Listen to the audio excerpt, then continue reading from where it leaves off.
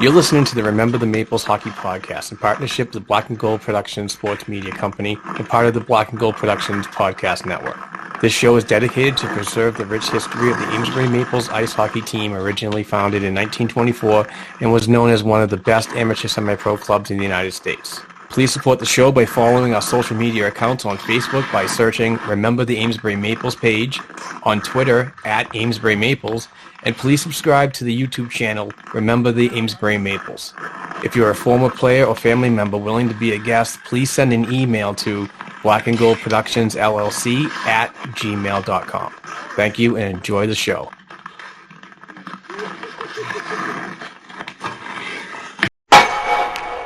Hello and welcome back to another episode of the Remember the Maples Hockey Podcast.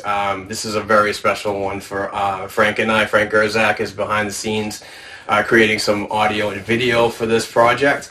But today I am pleased to be in the presence of a former Amesbury High School hockey player and Amesbury Maples player, and his name is John Carter. John Carter, how are you doing today? Very good, thank you. Awesome. Thank you very much for having us in your home. Beautiful place.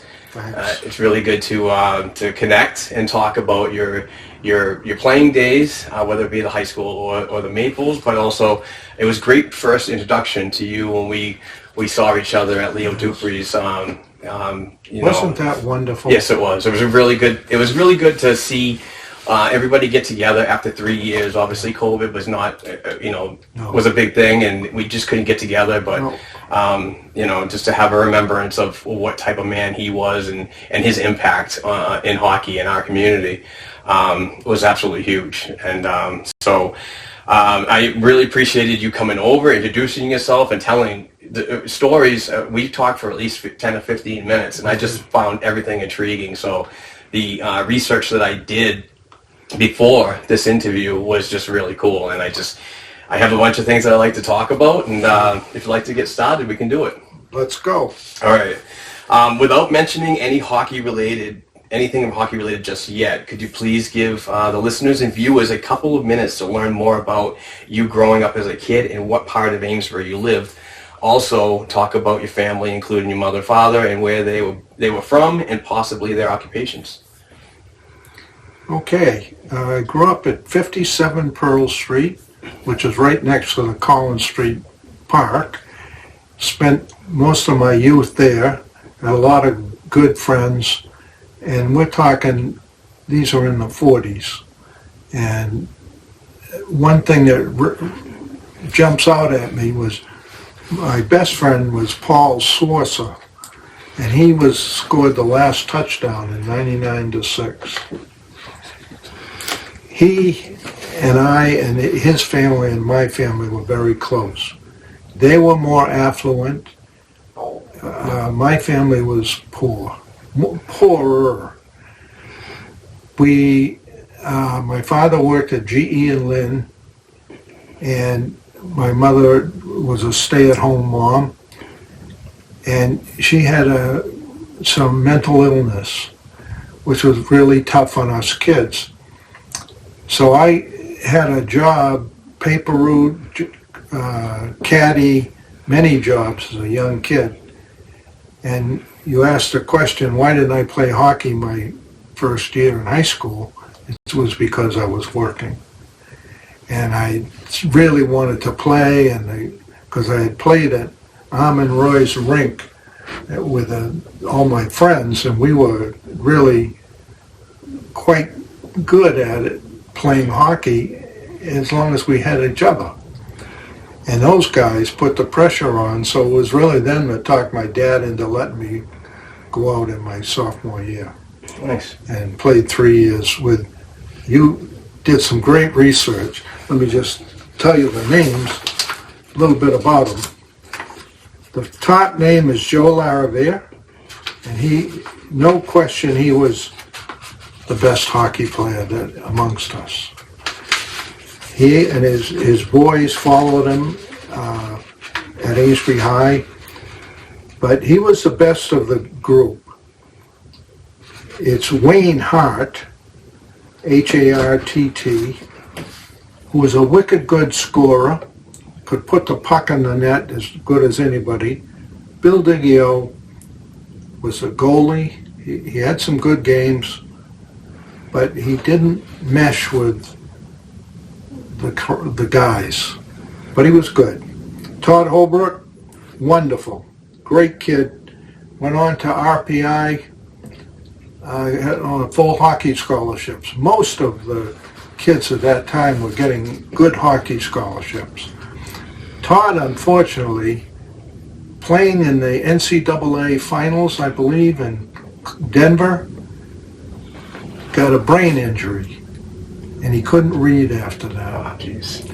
And he graduated with his electrical engineering degree from RPI, but he couldn't function as an engineer. So I hired him. I guess I was a vice president by that time at Henschel, and Todd just couldn't keep up.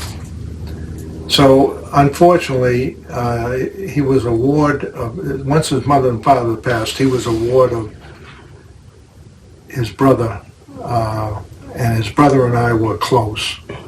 So I spent a lot of time taking care of Todd after, when Jack, his brother, would pick him up for lunch. He was in a state halfway house or mental institution. So I mention that only in detail to say that all hockey players don't make out. Here it was a kid that was so good, he was brilliant, and had a good life in front of him, and his final game in the NCAA playoffs, he was never the same. That's too bad. Dale Cressy, excellent player, went on to be a truck driver and was as funny a guy as you'd ever want to meet. Walter Farmer, captain of the 54 team, he was equally as good. The class of 54 only graduated Walter Farmer and Paul Swarser, and left the nucleus of the team from 55. So we were very experienced and gave it a good run in the North Shore Hockey League. I did play with Dick Michaud. We didn't call him the Rocket. That was something he picked up at BC. We called him Miche. And he was heads above anyone else. When I asked Leo Dupree who was the best hockey player to come out of Amesbury High, he said 1 and 1A, Michaud and me. So that's how much Dupe respected Dick. Dick went on to played 4 years at BC, went on to be a teacher and a coach at Walpole High. In his first year, he won the state championship for Walpole. Wow. He was a good coach. Then he got a job offer and he moved to North Carolina. But if he had been around Amesbury like Dupe was, he would have been just as revered. I nominated Dick for the Amesbury High Wall of Fame. He hasn't gone through yet. Travesty, in my mind. Right. Because he was the best of the best. Jackie Farmer, as tough a guy you'd ever want to meet. And Jack Burke, wonderful. Free sport athlete, complete athletic ability. And Amesbury had a tradition then. Each class was trying to outdo the previous one, both in record and in guys going to school. My sophomore year, which was my first year playing, Snooks Kelly came to the banquet recruiting Dick Michaud, but he talked to Laravere and I, so I'm keeping an eye on you guys, so we thought we had a shot. But Amesbury had such a high reputation that it was not uncommon to find college coaches in the stands at North Shore Arena. Or Pro Scouts. Or Pro Scouts. Yeah, at that time, there were no Americans in the National Hockey League. So there were the International League and several other leagues, but people, they didn't pay much, and it was not as desirable. So every good hockey player from this area at that time knew that you weren't Canadian, you weren't going to make it. Right. And it was a shame, but it's just the way it was. What was it like to learn about the game and be coached by a hockey development legend like Albie Roy? Albie Roy took over my senior year. It was his first year of coaching. He and I didn't quite see eye to eye. He put me back on defense. I was slated to take over the first line center, but he saw something in me, and as it turns out, I was more of a defenseman. I was more capable as a defenseman than an offenseman, than on offense. So Albie, eventually, when Leo was a freshman, and his year, he brought, I don't know whether Albie brought him along or Duke brought Albie along to be a better coach, but he certainly became a better coach. And he was, he's a legend in Amesbury. Oh, yeah. Fellow Maples like Alphonse Pickard and Archie Cloutier were the greatest. They took us under their wing, and I have pictures of different games that we played in, and those two were 20 or 30 years older than we were, but they could keep up. Especially Archie. He had real speed. He didn't have, he'd have to sit down between shifts more than the rest of us, but he was like 50 years old, and he was still playing good hockey. The Maples were coached by Freddie Fournier when I played. Freddie was one of the nicest guys in Amesbury. He helped more kids. He ran the skate and sport shop. He was a good hockey player and a great guy. Yeah, he was a player coach that year, too. He was. Yeah. Yeah, he was really good. This picture of he and I forget what this was, but it's Archie's in the picture, but Alphonse isn't. And I notice you'll probably run across people that call me Nate or Nate. Well, that's why I'm pulling up this picture right here in my research, and it says Nate Carter and Freddie Fournier. Yeah. I'm curious why the name Nate. It was a name, we silly little kids, when we grew up, we thought of crazy nicknames for each of us, and it stuck. My friend Paul Swarser was Ira, Dave Peltier was Vince, and they are to this day, the ones that are alive. So it was just something that caught on and stuck with me.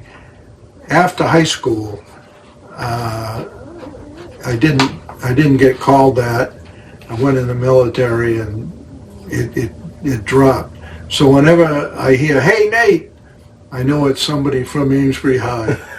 That's awesome. That's great. Let's go back a little further. Any siblings? Yes. Did any of them play hockey? Yes. Bill, my younger brother, played hockey for Amesbury, for Albie, but he was prone to getting in trouble. So he didn't really mature as a hockey player. My older brother had an illness. He had a heart murmur, and he couldn't play sports at all. And interestingly enough, my father named him Champ because my father was a championship caliber boxer in the Navy. And so his firstborn was named Champ, and then when I came along, the second born, I was named Petty because I was a scrawny little shit. And I turned out to be the athlete and Champ didn't, and then Bill was, the things were not good at home I got out in time, but they were not good for Bill, and he ended up dropping out of school, joining the Navy, but the Navy did wonders for him. Right. And he went on to have a great career. So that's great that your father was in the Navy, you were in the Navy, Yeah. your brother was in the Navy, so that's great. Thank you very much for your service, by the way. Thank you. Going back a little further, when you were younger, what moment or who inspired you to play the game of hockey, and what age do you remember lacing up the skates for the first time? First grade, Joe Laravere, and then Dick Michaud. I was a sophomore when Dick was a senior, and he was so much better than anybody else. And he took me under his wing and taught me a lot. And I developed fast because of Michaud and Laravere. Did you participate in any, probably not, but did you participate in any youth hockey programs growing up, and you remember any former Maple Leafs legends volunteering their time to help develop the next generation of Amesbury hockey players? Jack Farmer devoted a lot of time to it. He's on your list. He built that rink that was up by the park. He was instrumental in building that rink. Other than that, there were no youth hockey programs. They did have a Sacred Heart hockey team. Yep. And this is an interesting story in that I'm Protestant, and my friends, especially Laravere, said we got to get Nate Carter on the team. And he went to the priest. He said, well, he's not a member of the Sacred Heart. Well, you got to look the other way because we need him. And I played for the Sacred Heart. And Mr. Dupree played for the Sacred Heart.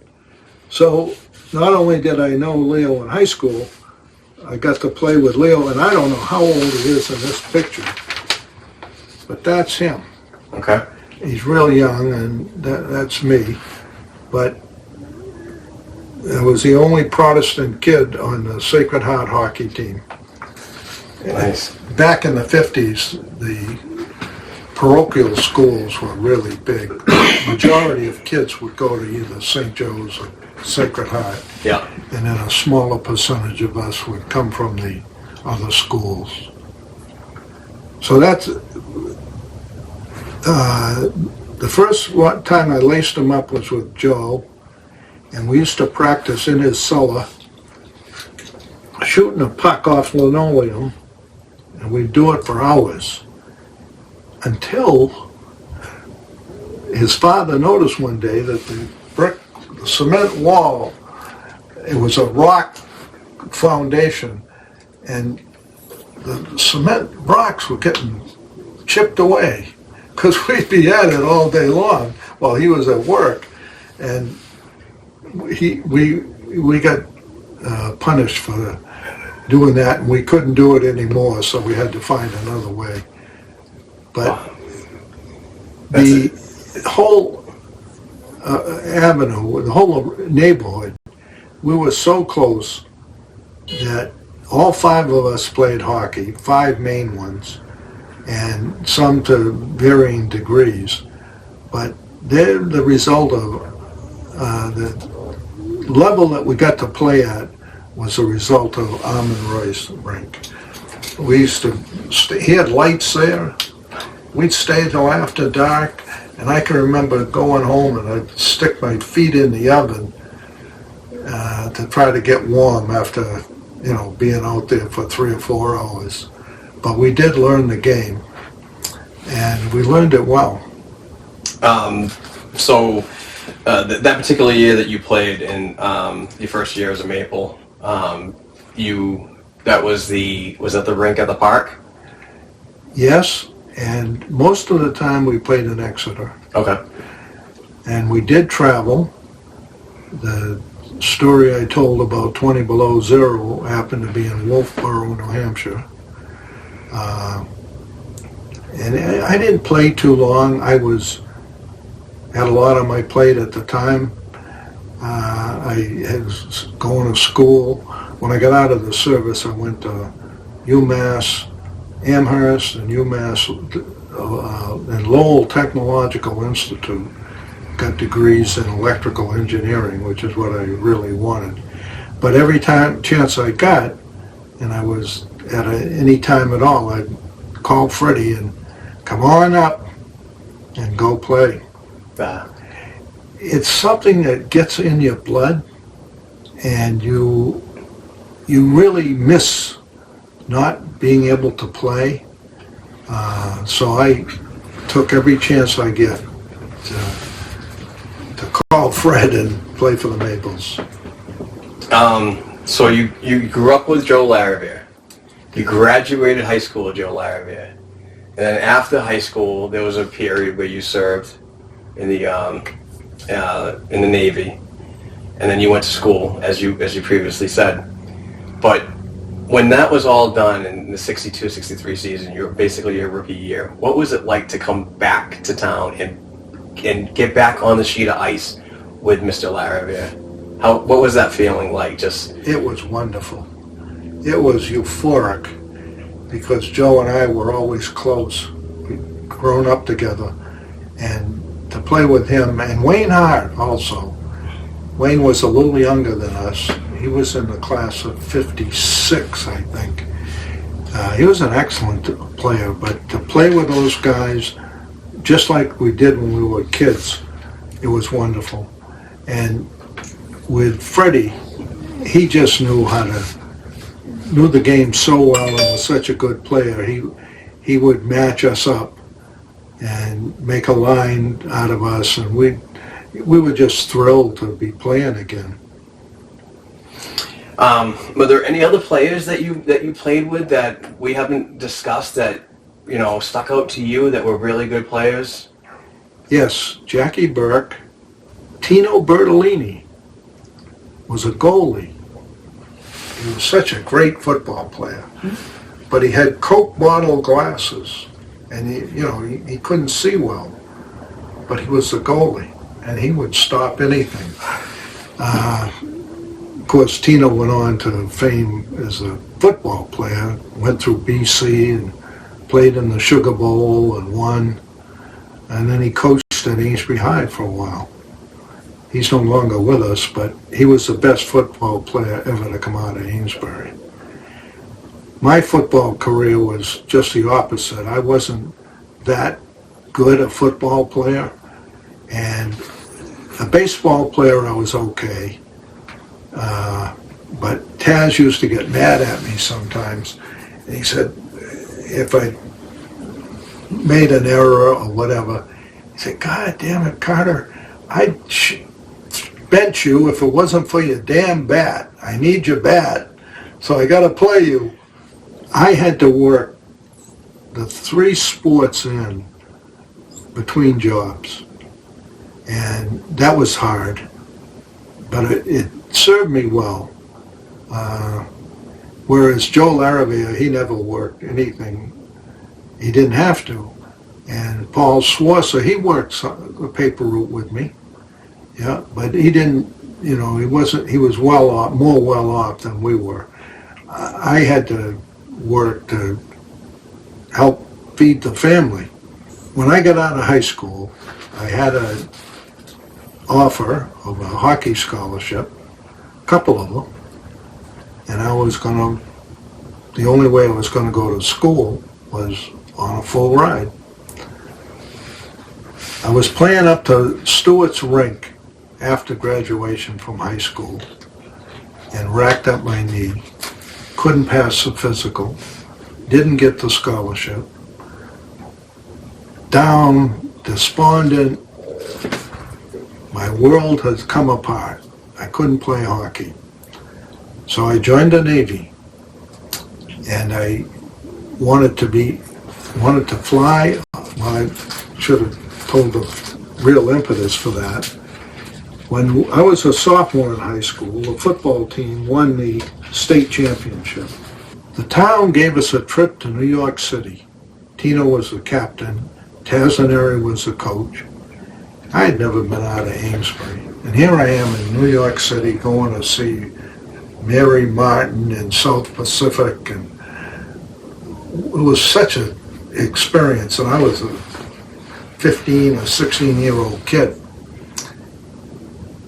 One of the options we had one day was to visit the SS United States, which had just returned from a speed run across the Atlantic.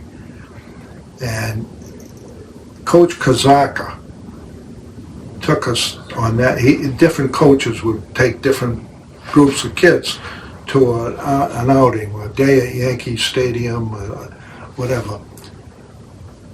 Next to the SS United States was an aircraft carrier. And I took one look at that and I said, that must be great. I gotta do that. So I asked the coach, I said, do you think I could ever fly off of one of those, off of an aircraft carrier? Coach Gurzack, Mr. Carter, you can do anything if you want it bad enough, especially with your IQ being so high. I never knew I had a high IQ. Nobody ever told me, but he said it at the time. And I said, well, I'm going to make that my goal. On that trip to New York, I made up my mind I was going to be a Navy pilot. As I say, I had 2 scholarships. I couldn't pass the exam, physical exam, so I had to go out, so I joined the Navy. I'm in Memphis, Tennessee, in training to become an aviation electronics technician. I wanted the aviation branch. And I wanted to become a combat air crewman. And they said, nah, that's too hard you'll never make it. Well, I'm going to try. Memphis newspaper had an article about a hockey team. And they were having limited tryouts. And it was a Canadian kid in the United States Navy. I don't know how he got there, but he says to me, why don't we go down and try out? So I said, well, I'll do it. I had my mother ship my gear out, and we went down to the rink, and there were ex-NHL players, ex-Red Wings, and they were older, but I said, I'm not going to make this team. But I did, only because the manager of the team, Al Austin, was a defenseman for the Red Wings, and he saw speed in me that he could utilize to turn players with the puck into his side, and then he'd wipe them out. So that's my goal. My claim to fame was I was fast enough and strong enough that I would turn players into Coach Austin's domain. Now, when I first met you at Leo Dupree's Celebration of Life, you did mention something about sharing the same ice as Gordie Howe. Yes. The Memphis South Stars were a relatively new team, and they were trying to build up people, spectators, so it was a lot of blood, and there were no charging penalties, like most minor leagues, they get really rough. Gordie Howe came through Memphis on advertising for the team, the All-Stars. And he took the ice, and we took the ice, and it was really not any real playing. But I did get on the ice with Gordie Howe, and in fact, he checked me, and that was wonderful. Elbows down, right? Oh, yeah. I got checked by Gordie Howe. But Al Austin had taught me some wicked good moves. The best one I perfected was if a forward's charging down with the puck and you're against the boards.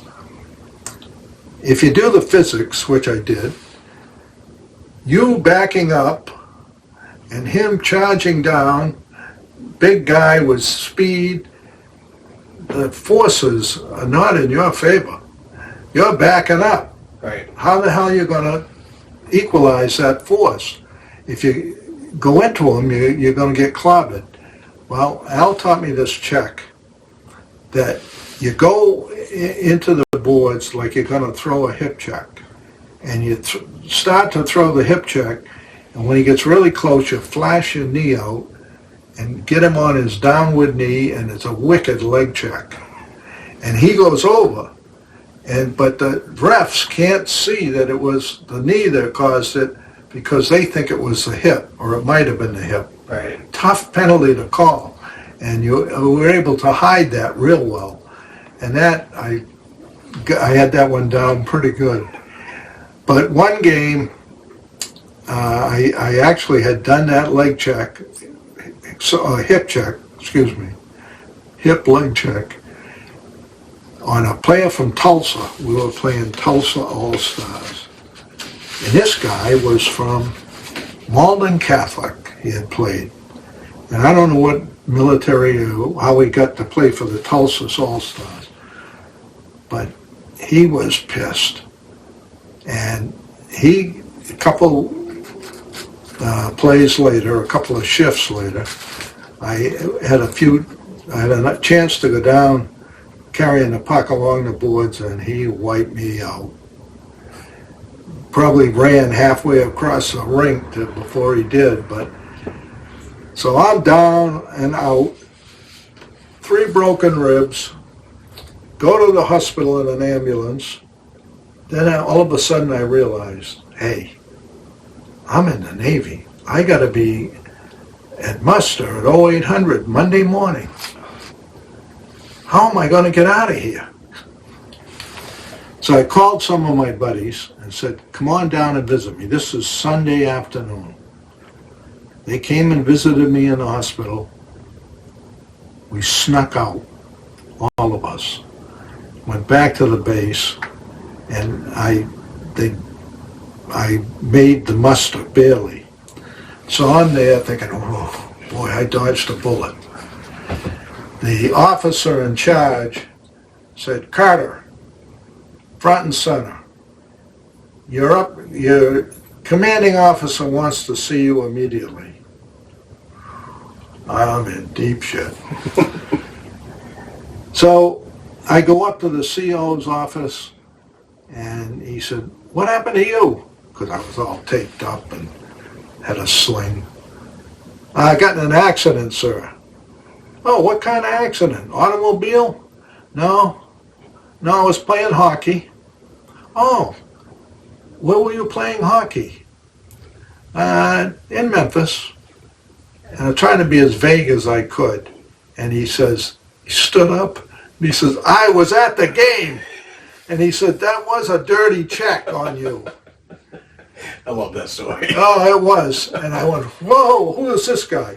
He points on the wall to a picture of his Harvard hockey team, of which he was a player when he graduated from Harvard. And he said, we're supposed to be on the lookout for men that we think have the right stuff. And I think you may qualify. So I'm going to send you to specialized training. I'm going to give you 30 days leave, so you can recuperate.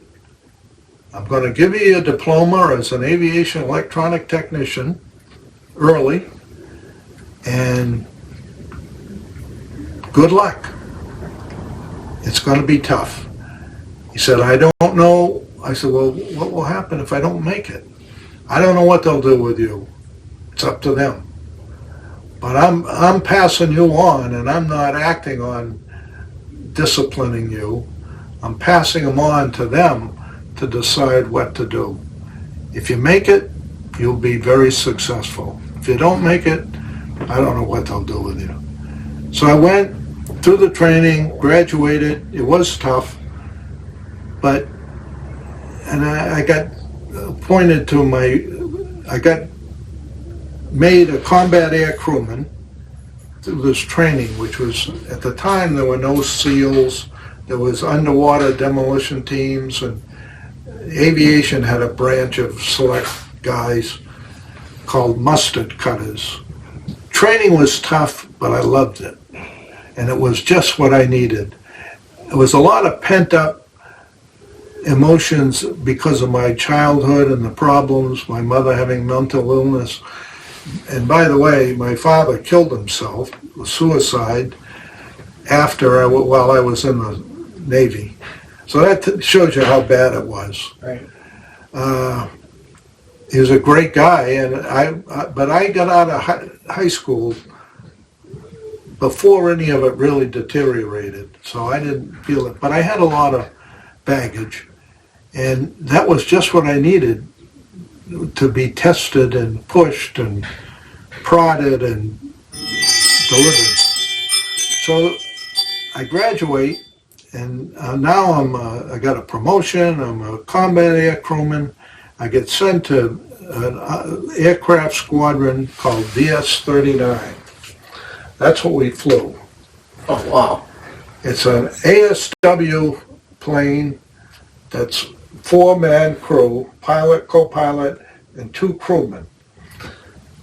This is the build-up to the Cuban Missile Crisis. It was intense.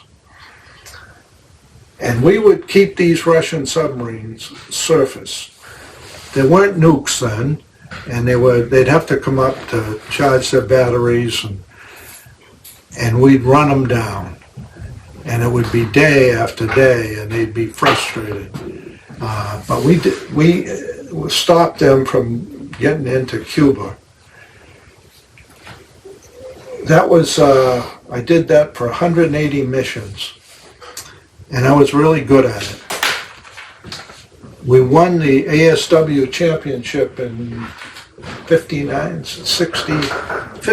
60.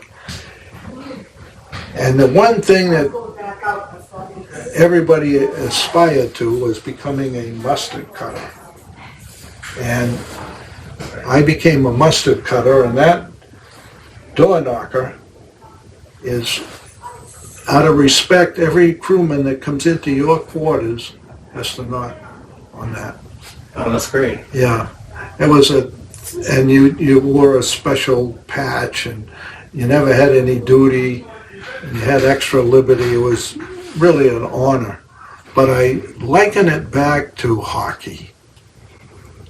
If I didn't play with the Maples, and I didn't learn as much as I did from Alphonse and Archie and Freddie and those guys, I mean, they were class acts. They knew how to hold themselves, and yet they were tough as nails. But they weren't the boisterous type of tough. They were quiet gentlemen, but boy, they could hit if needed. And I parlayed that into the special ops and then into the Navy, and had a great career. So I think of any child that's growing up in Amesbury or anywhere else that had a difficult time. They couldn't do any better than to play sports and learn from the teachers and the coaches that are there to help you along. If you show that you really want it.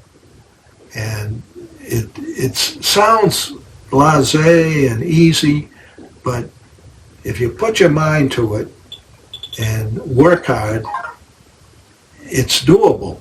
But you've got to have the background, and hockey was my background. That was the key to a lot of doors for me. That and a big set of go ahead and start playing hockey while I was in the Navy. It's amazing on how hockey has opened up doors for yourself, and a player like Leo Dupree, who obviously graduated high school and then went into the workforce, went to Raytheon, worked for Raytheon for a year, and got to know the coach of Northeastern, and that connection got Leo into college, and he became a legend there, the scoring title and so on. So it's amazing how the sport, no matter where you're from, it just if you put the effort in and you try and you're compassionate about it, then it's such a small thing that I still wonder how I made that team, because every player there was better than me, but I just had the right speed, and that he could see that he could use me. And so the moral of the story is find a passion, work it for all you can do, and then shoot for the moon. Like when I went down there that day to try out, I said, this will be impossible, but I'm going to do it because I want to play hockey. And I made the team. But you got to reach for the stars. And that taught me a good lesson that I then, in my Navy career, I always went for it all. Just let it go. And for one example, one day I went to the ready room. I had a 2 o'clock flight, and the one that was going at 10, a guy didn't make it. So I'm sitting there reading my book, and Carter, would you take this flight for so-and-so? I said, well, no, I'm scheduled for 2 o'clock. Well, we'll fill that in later, and you take this one. Okay. So I get my gear, and I go on, do the mission, come back. The 2 o'clock flight, that guy never came back. The one that I was supposed to be on. But because I volunteered early, I was saved. So after that, I said, whatever my number's on the wall or whatever the date is going to happen. And meanwhile, I'm going to go for everything. And it was the same thing in business. You meet so many unreal politicians and salesmen and that are so dishonest, and they're trying to trick you all the time, and you learn to read them. And and a guy told me once, if you're in a situation where you're meeting somebody new, if you talk half the time, that's too much. Keep your mouth shut and listen till you figure out where they're coming from. Because what you first hear may not be the real person. It takes a while to learn. And that served me great. That's amazing advice. John, I just want to say thank you very much for inviting us into your home and telling this amazing story. Unfortunately, technology's got the better hand in us in battery power, but I'd like to end it right here and say thank you very much. Very nice. This is really great to meet you.